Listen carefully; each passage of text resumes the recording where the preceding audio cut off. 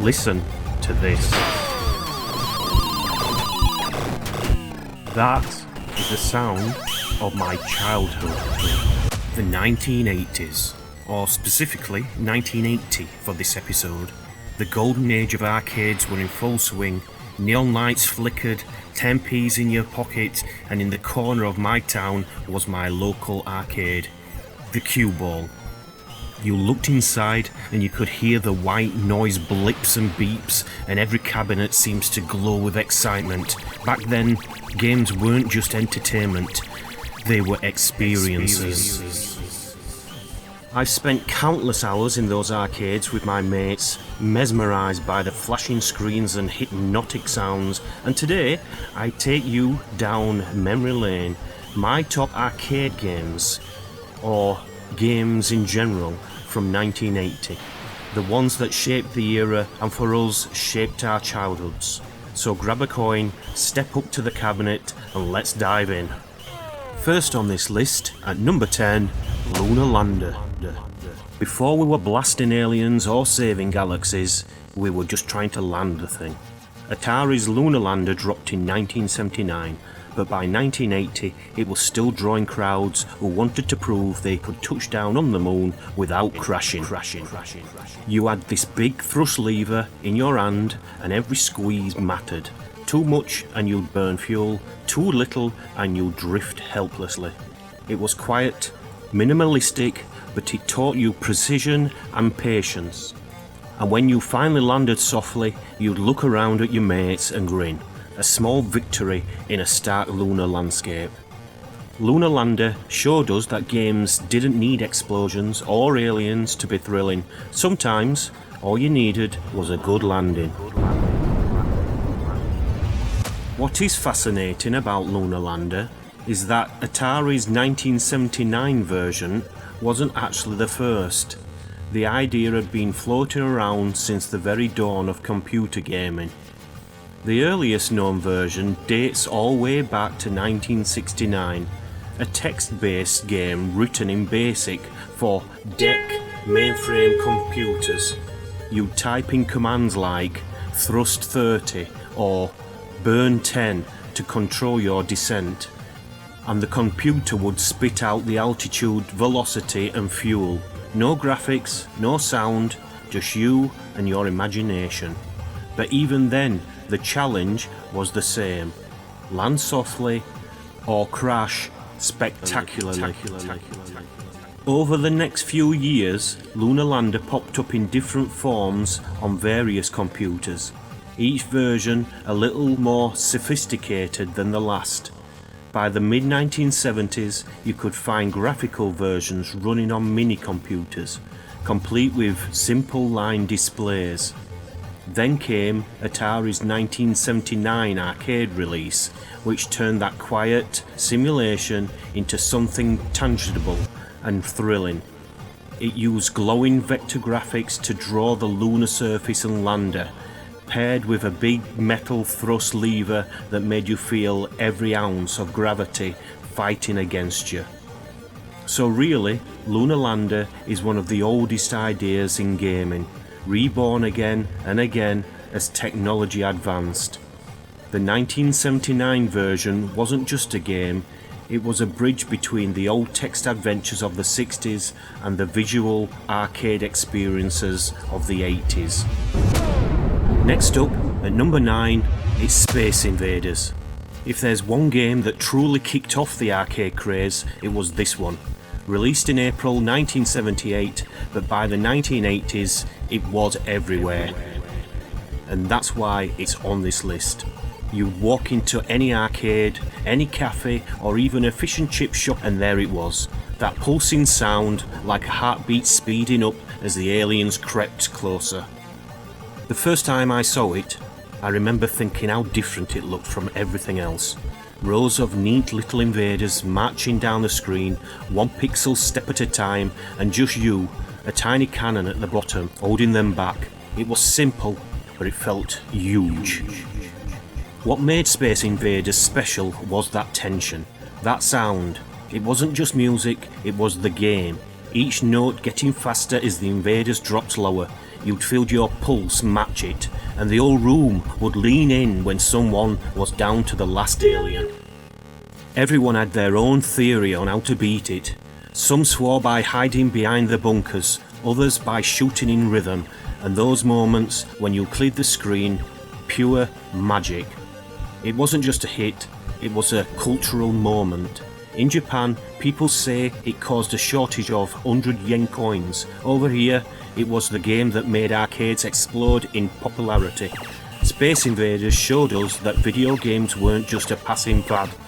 They were something bigger, a shared experience, a bit of the future we could all have a go at. Before Space Invaders, arcades were filled with pinball machines, electro-mechanical games and the odd Pong clone. Then, in 1978, a young designer named Tomohiro Nishikado created something that changed gaming forever.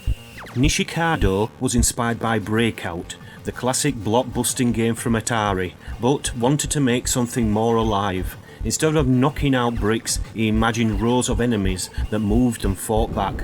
At first, he considered using tanks, planes, or even soldiers, but decided on aliens, partly inspired by Star Wars and War of the Worlds. What makes Space Invaders so special is how it introduced ideas we now take for granted. Progressive difficulty, high scores, and sound as tension.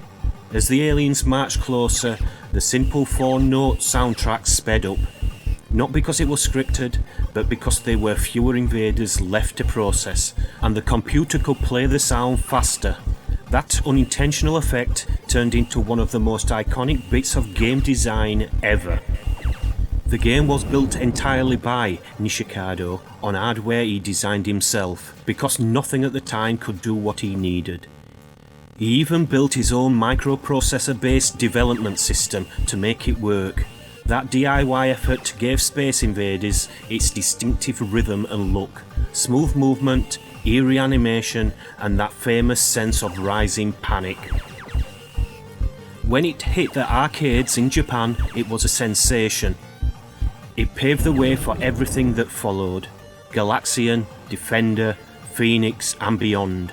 Space Invaders wasn't just a bestseller, it was the moment when video games stopped being novelties and became a movement. The age of the arcade had begun. Next, at number 8, is Galaxian. After Space Invaders, we were all wondering what could possibly top it. Then along came Galaxian, and suddenly the aliens weren't just marching down in neat rows anymore, they were diving at you. Namco released Galaxian in 1979, but by 1980 it had properly taken hold. It was one of the first arcade games to use true colour, not overlays, not tricks, but actual RGB graphics. That might sound like a small thing now, but back then, those bright red, blues and yellows practically jumped out of the screen. It looked alive. The gameplay felt different too. Instead of static formations, the enemies would swoop down in coordinated attacks, peeling off like fighter pilots. You could feel the chaos, your little ship darting side to side, firing wildly, trying to predict where the next dive would come from. I remember standing shoulder to shoulder with my mates, mesmerised. It felt cinematic in a way games hadn't before, like watching a space battle instead of just playing one. And that high-pitched siren as the Galaxians dived, it would make your heart skip a beat. Galaxian also hinted of what was coming too. It inspired Galaga a year later, which would go on to become one of the greatest shooters of the era. But Galaxian deserved credit for changing the pace of arcade gaming. It took the slow march of Space Invaders and turned it into an aerial dogfight. Looking back, it was the moment when games started to feel faster, slicker and more colourful, when arcades began to evolve from experiments into full-blown entertainment. If Space Invaders was the spark that lit the arcade explosion, Galaxian was the first sign that gaming was evolving, faster, louder and far more colourful. Released by Namco in 1979, Galaxian arrived just as arcades were booming worldwide, and it showed what the next generation of video games could do. Designer Kazunori Sawano and his team wanted to push beyond the black and white visuals of Space Invaders, so they built one of the first arcade boards capable of true RGB colour graphics that might sound minor today, but in 1979 those bright red, blues and yellows practically leapt off the screen. The gameplay felt fresh too. Instead of static rows of enemies moving back and forth, the aliens in Galaxian were dynamic. They broke formation, swooped and dived straight at the player in coordinated kamikaze attacks. That single innovation made the game feel alive. Suddenly, it wasn't just you versus a marching army, it was a dogfight. Namco also used the game to experiment with personality. The aliens had distinct colours and attacking patterns, giving them a sense of behaviour. Combined with the pulsing sound effects and rhythmic movement, it all created an experience that was more intense and cinematic than anything before. When Galaxian hit arcades in 1979 and carried through into the 1980s, it quickly became one of the era's defining shooters. It wasn't just a technical upgrade, it was a statement. Video games could have speed, colour and excitement all at once. But it all started here, with Galaxian, the game that made the aliens fight back. Next on this list, at number 7, it's Centipede. If Galaxian was all about outer space dogfights, Centipede brought the battle right back down to Earth, or at least in a psychedelic garden full of mushrooms and creepy crawlies kind of way. Released by Atari in 1980, Centipede was the brainchild of Ed Logg and Donna Bailey, one of the very first women to design a major arcade game. That alone makes it a bit special in gaming history, but it wasn't just who made it, it was how it was played.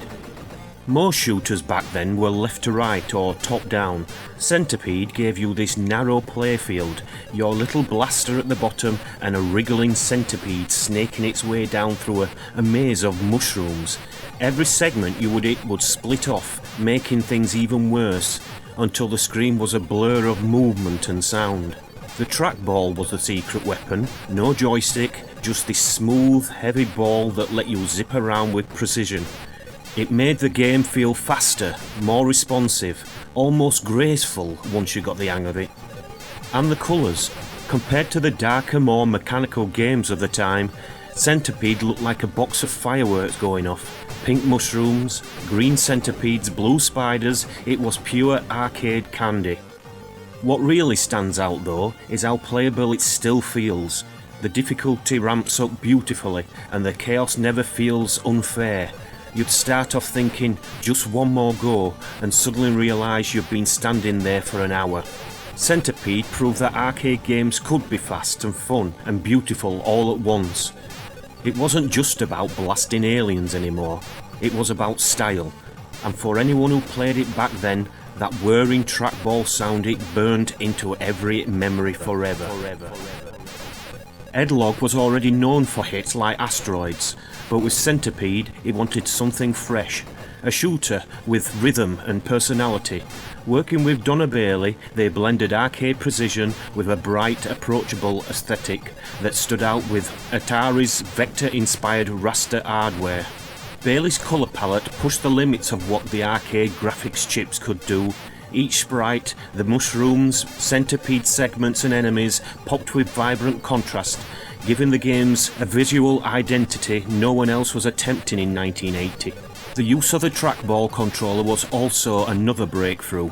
Atari engineers had experimented with it on earlier titles like Football, but Centipede perfected the feel. The precision it gave players was a revolution and influenced later games like Missile Command and Marble Madness. Culturally, Centipede also shifted who played games. It attracted a more diverse crowd, younger players, more women, and showed that arcade hits didn't have to rely on dark themes or endless explosions. It was proof that skill and charm could coexist, and it helped pave the way for the more inclusive tone of early 80s arcade scene. Right, next on this list, at number 6, it's Tempest. Now if you'd walked into an arcade around 1980 and spotted Tempest, you knew straight away it wasn't like the others. Atari really outdid themselves with this one. Where most games had flat screens full of sprites, Tempest looked like it was sucking you right into the machine, a neon tunnel stretching off into infinity. Designed by Dave Thurer, apologies if I pronounced that wrong, the same mind behind Missile Command, Tempest was one of the first games to use colour vector graphics. Everything was drawn as glowing wireframes, giving it that sharp, futuristic look. It didn't just look and feel modern, it felt alien. The game itself was a shooter, but not in the usual sense. You weren't moving left and right at the bottom of the screen, you were perched on the edge of a 3D tunnel, firing down into it as enemies crawled up towards you. Each level had a new shape, circles, spirals, jagged webs. It was fast, intense, and completely hypnotic. Then there was the control spinner, that big smooth dial that let you zip around the rim with pinpoint accuracy. It gave Tempest the tactical precision that most games didn't have. Once you got in sync with it, it was pure flow. Just you, the tunnel, and the pulse of that electronic soundtrack. I remember thinking it looked like something out of Tron. Before even Tron came out, it had the same feeling of stepping into a digital world, and because its speed and visuals, Tempest drew big crowds. People would gather around just to watch someone survive another wave. What made Tempest special was how far ahead of time it felt. This wasn't a game about defending Earth or dodging aliens. It was abstract, stylish, and utterly hypnotic. It showed that video games could be art, not just entertainment. Tempest didn't just challenge your reflexes, it challenged your perception, and for all of those who played it in the day, it was like looking through a window into the digital future. Atari's Tempest was born out of experimentation. Thurer had been exploring ways to turn 3D concepts into vector graphics, inspired partly by early computer simulations and the still fresh Star Wars dogfight scenes. Atari's hardware engineers built a custom colour vector system that could draw lines fast enough to keep up with the action. The spinner control was key to the game's precision. Instead of the slower response of a joystick, the spinner let players zip around the edge of each level with lightning speed, an innovation that made Tempest one of the first truly flow-state arcade experiences. Sound design played a big role too. The rhythmic pulsing zaps and explosions were perfectly synced to the motion, giving Tempest an almost musical tempo. The whole experience felt alive, part reflex, part rhythm. Tempest also showed how far Atari was willing to push design boundaries too. It wasn't based on war, sport or space invasions. It was abstract, mathematical and almost artistic. That boldness paid off. Tempest became a cult hit, influenced later titles like Tron, Geometry Wars and even modern VR shooters. In 1980, stepping up to Tempest was like stepping into the future. Its glowing geometry hinted at where games could go, a sign that video games could be more than entertainment. Right then, the business end. This is the top 5, and at number 5 is Missile Command. By 1980, arcades could make your heart pound, and no game did that better than Missile Command. Designed again by David Thurer for Atari, it came at a time when the Cold War was still very real in everyone's heads. You weren't just playing for points. In a way, you were saving cities from nuclear annihilation, even if it just was pixels on a screen. The gameplay was simple to learn, but brutally addictive. Missiles would streak down from the top of the screen, aiming for your 6 cities, and you'd fire counter-missiles to intercept them. It was all about timing, precision, and managing multiple threats at once. One slip and your cities were gone, and the sense of impending doom was intense. It felt like a miniature war room, and somehow that made every successful interception feel like a tiny victory against a digital apocalypse. What made Missile Command special was its tension. That constant ticking threat combined with the simple but elegant controls made it feel alive. And the arcade cabinet itself had this eerie, futuristic look, a dark cabinet with bright flashing explosions that made the game feel urgent and almost cinematic. Culturally, it left a mark too. People still remember the distinctive sounds, the missiles whistling down and explosions booming back up. For anyone playing it back then, it wasn't just a game, it was a lesson in strategy, nerves and keeping your cool when the sky was falling. Missile Command was built by a small Atari team led by Dave Thurer and programmer Rich Adam. Thurer had just finished Tempest and was fascinated by how games could evoke emotion as well as excitement. He designed Missile Command almost as a reflection of the nuclear tensions dominating the headlines. The control system was key to the experience. The trackball gave players rapid, instinctive control. You could whip that cursor around the screen in a heartbeat, matching the frantic pace of incoming attacks. The machine's distinctive 3 fire button corresponded to different missile bases, forcing players to think tactically even under pressure. Technically, the game was a marvel, but it was the tone that made it unforgettable. Thurer has said that the game's constant tension and the impossibility of a true victory actually gave him nightmares during development. That feeling carried into the final game. Players might walk away exhilarated, but also a little uneasy. Missile Command proved that arcade games could do more than entertain, they could make you feel something deeper. We are on a roll, and at number 4 in my top 10 games of 1980, it's Defender.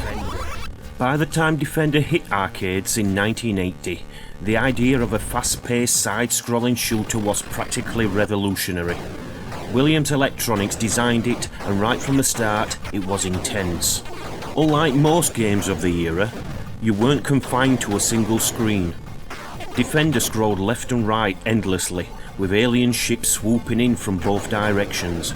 Your mission? Protect the little humanoids on the ground while blasting invaders, and doing it all at lightning speed. I remember standing there, thumbs flying, trying to keep track of your ship, the aliens and the humans all at once. 1 second you're chasing a mutant across the screen, the next you're swooping back to save the human before they got abducted. It was chaotic, exhausting and thrilling, all at the same time. What made it special was the sheer scale of it. The controls were a bit tricky. You had a joystick, a thrust button and an hyperspace option. But once you got the hang of it, the gameplay felt like a symphony of speed and skill. Few games demanded such split-second decision-making, and even fewer delivered that feeling of being in control of a tiny, heroic spaceship defending a planet. Defender also had one of the most memorable soundtracks of the era. High-pitched, frenzied blips that matched the on-screen chaos perfectly. It added to the adrenaline and kept everyone around the cabinet glued to the action. Looking back, it wasn't just a game, it was a benchmark. It showed that arcades could handle complexity, speed and strategy all at once. And for those of us who played it in 1980, it wasn't just about points, it was about heroics, chaos and pure, unfiltered fun. Defender was created during a remarkable burst of creativity at Williams Electronics. Led by programmer and designer Eugene Jarvis, a pinball engineer turned video game pioneer. The team had little experience in video games, but what they lacked in background, they made up in raw ambition. Jarvis and Dimar designed Defender around a custom Williams CPU system that could handle smooth horizontal scrolling, something almost unheard of at the time. That one innovation made the game feel alive. It wasn't just one screen of action, it was an entire world, constantly in motion. The radar display at the bottom of the screen was another breakthrough, letting players see the bigger picture and react accordingly. That feature would go on to influence countless games, from Chopper Lifter to Halo. The game's complexity and punishing difficulty came straight from Jarvis's philosophy. He wanted players to feel powerful, but also constantly challenged. Every decision from saving humans to detonating smart bombs mattered. When Defender launched, many players found it overwhelming. but those who stuck with it became fiercely loyal. It quickly gained a reputation as one of the ultimate skill games of the era. Defender showed that arcade games could be deeper, layered, and endlessly replayable. It was loud, tough, and unapologetically tense, a perfect reflection of early 80s arcade energy. Right, we're in the big top 3, and at my number 3, it's Battlezone. Battlezone was something else entirely in 1980. Atari released it, and suddenly arcades weren't just about flashing lights and flat screens. You were inside the game. It used vector graphics to create the first-person tank simulator, long before 3D was a thing. The view from your tank looked like wireframe mountains stretching off into the horizon, and you could move and rotate freely while firing at enemy tanks. It was futuristic, almost sci-fi, and unlike anything else at the time. I remember marvelling at the little periscope you had to look through. It felt like we'd stepped into a military simulator of the future. You could peek, aim and fire. It made the game feel almost real. The tension was high. One wrong move and your tank was destroyed, and the wireframe battlefield seemed endless. What made Battlezone special was it combined strategy and reflexes in a way most games didn't. It wasn't just about blasting targets. You had to maneuver, think ahead, and manage threats across the open landscape, and those green vector lines against the black screen, stunning, minimalistic, but hypnotic. Culturally, it left a mark too. It's often remembered as one of the first true 3D games, and it even found its way into military training later on. For us though, it was just amazing to be there, leaning into that little periscope, feeling like tank commanders in a tiny arcade universe. Battlezone showed that video games could be more immersive and technical while still being thrillingly fun, and for anyone who played it back then, it's a perfect memory of early 80s arcade innovation. Battlezone was developed by Atari's Ed Rotberg and his team, who had already experimented with vector graphics on games like Lunar Lander and Asteroids. But with Battlezone, they took the technology and turned it into a fully navigational 3D environment, something no one had pulled off before. The game ran on Atari's vector hardware, capable of drawing crisp, high-speed geometric lines. That minimalistic style wasn't just authentic, it was a technical necessity. Raster graphics couldn't yet handle the perspective and speed Battlezone required, but vectors could. The result was a battlefield that felt spacious and smooth even on 1980s hardware. The controls were wonderfully tactile, 2 joysticks that mimicked the movement of real tank treads. Push both forward to advance, pull one back to turn. It gave players a real sense of mechanical motion. Combined with the periscope viewer, it created one of the earliest examples of first-person immersion in gaming history. What's even more fascinating is that the US Army later commissioned Atari to adapt Battlezone into a military training simulator called the Bradley Trainer. It was never mass-produced, but it showed just how advanced Atari's tech was, realistic enough to catch the attention of the military.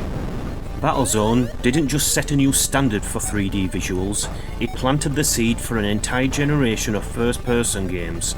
Every time you stepped into a cockpit or looked through a digital scope today, you're seeing echoes of that wireframe tank rolling across the horizon in 1980. And here we go, at number 2, it's Asteroids. What can we say? It's Asteroids. Atari's 1980s masterpiece that made everyone feel like they were floating in space with nothing but a tiny ship and endless rocks to dodge. The premise was simple. Fly a small triangular ship around an asteroid field, shoot the rocks and avoid getting blown up. But as simple as that sounds, it was brutally addictive. The physics were something else.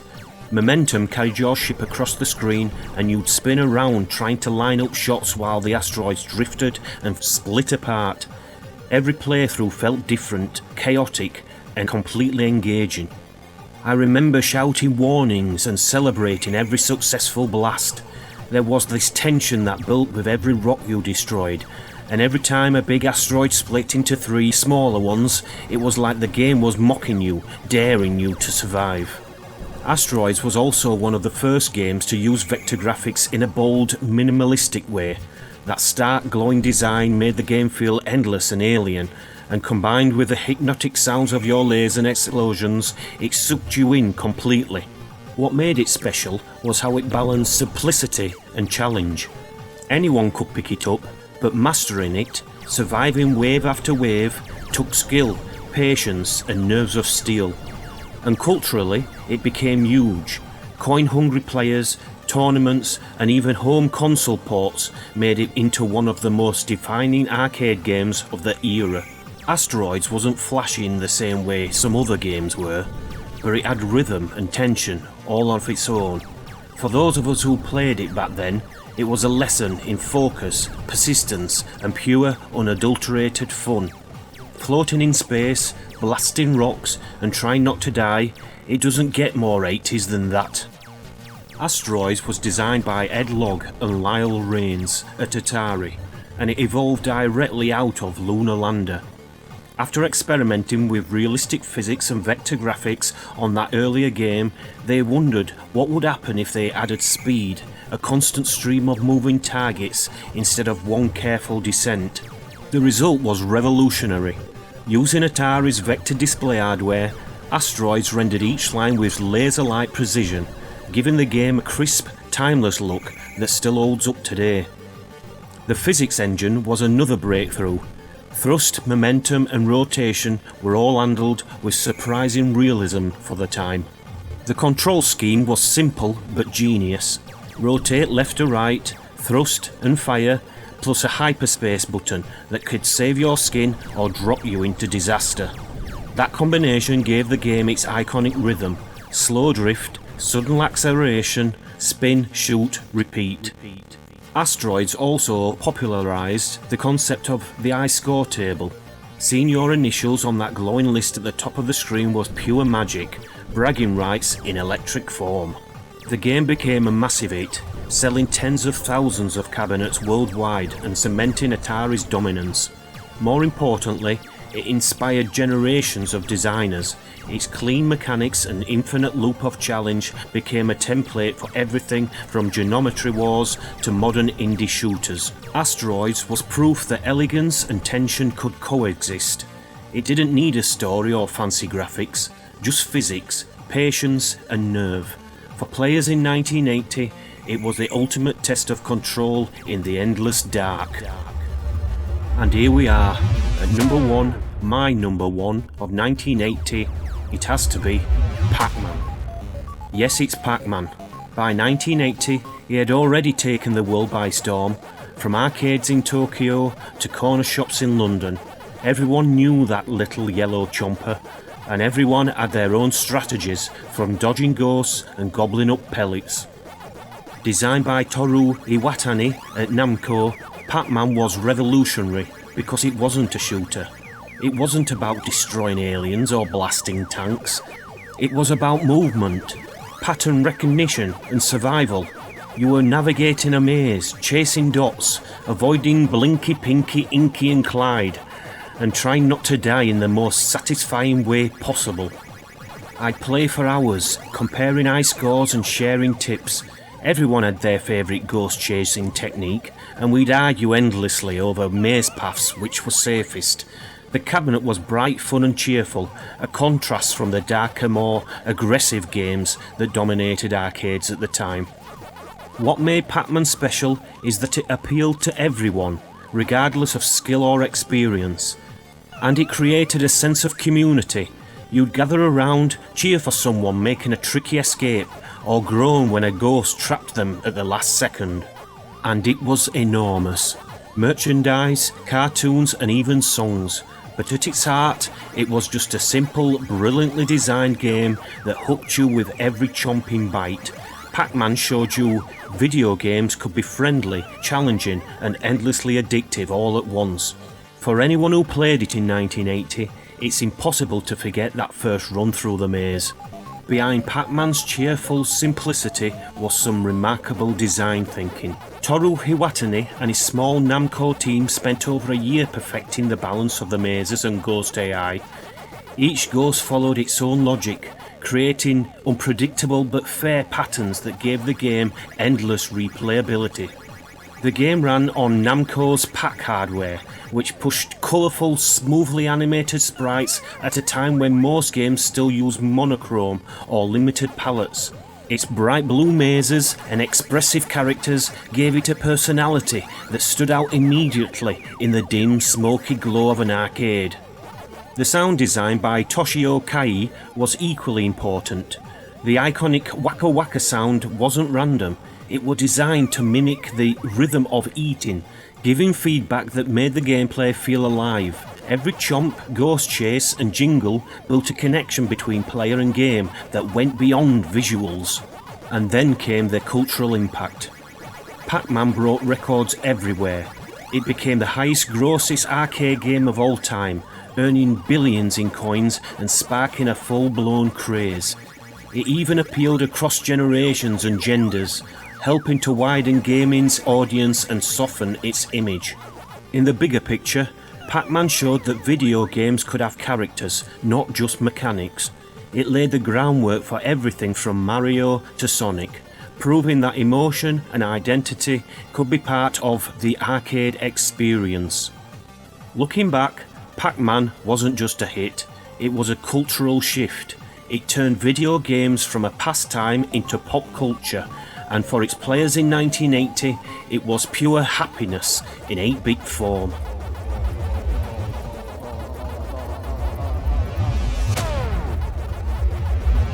So, there we have it, my top 10 games of the 80s, and my very first YouTube video. Hopefully, the start of something. So, if you'd like to see more, please like the video and subscribe to the channel. Apparently, the thing to do now is to cut off the end sharply, so that just leaves me time to say thank you.